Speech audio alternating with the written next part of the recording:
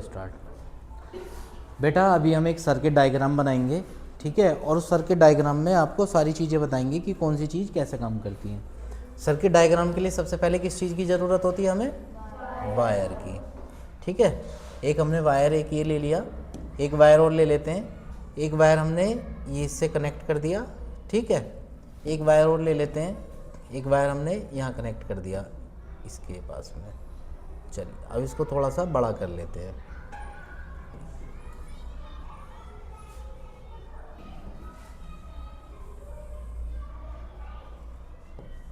अभी हमें circuit diagram बनाने के लिए वायर्स तो मिल गए हैं, लेकिन हम चाह रहे हैं कि इसमें एक बल्ब जल जाए, ठीक है। तो बल्ब जलाने के लिए मैं एक वायर और ले लेता हूँ जिससे कि मैं बल्ब को कनेक्ट कर पाऊँ। तो ये मैंने वायर ले लिया। Now we can take a bulb. ये एक हमारे पास में बल्ब है और मैंने इस बल्ब को यहाँ से ऐसे कनेक्ट कर दिया। ओके, यहाँ तक बात समझ में आ रही है सभी को?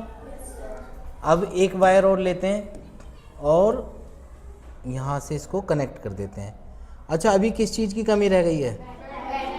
बैटरी की कमी रह गई है। चलिए कोई बात नहीं, फिर हम बैटरी भी लगा देते हैं। ये लीजिए, बैटरी ली और बैटरी को हमने इससे कनेक्ट कर दिया। बैटरी से कनेक्ट होते ही बल्ब जल गया, है ना?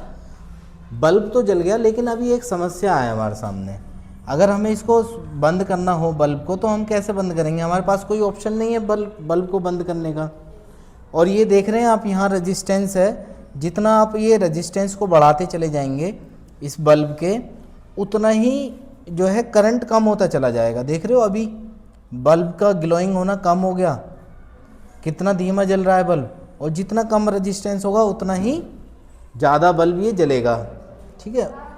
ओ, ये क्या हुआ पता है? ये शॉर्ट सर्किट हो गया। शॉर्ट सर्किट का मतलब यहाँ पे मैंने इसको 0 ओम कर दिया, और 0 ओम होने का मतलब होता है कि अब इसके अंदर कोई भी रेजिस्टेंस नहीं है, यानी कि जो आपका करंट जा रहा है उस करंट की कहीं भी कंजप्शन नहीं हो रहा। तो ये थोड़ा सा बढ़ा देते हैं, इसको बढ़ा दिया, ये हमने बढ़ा दिया। अभी हमारा बल्ब जल गया, ठीक है। अभी एक काम करते हैं, यहाँ पर स्विच और लगा देते हैं। ये मैं स्विच ले लिया, इसको साइड में कर देते हैं, यहाँ लगा देते हैं स्विच। ये लो, और ये हमने इससे जोड़ दिया।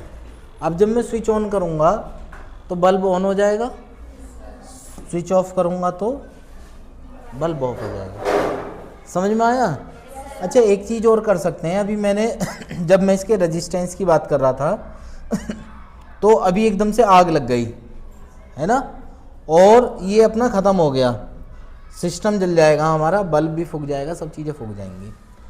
तो इस सर्किट को इस शॉर्ट सर्किट से बचाने के लिए हमें क्या करना होगा? एक फ्यूज़ लगाना होगा। ये फ्यूज़ लेते हैं हम और इस फ्यूज़ को यहाँ पर लगा देते हैं।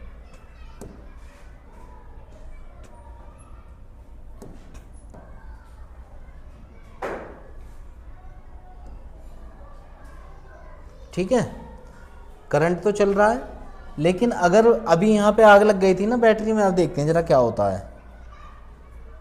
देखो, कुछ दिखाई दिया तुम्हें? क्या हुआ बताओ? अभी जो यहाँ पे आग लग रही थी वो तो बंद हो गई और ये फ्यूज़ टूट गया।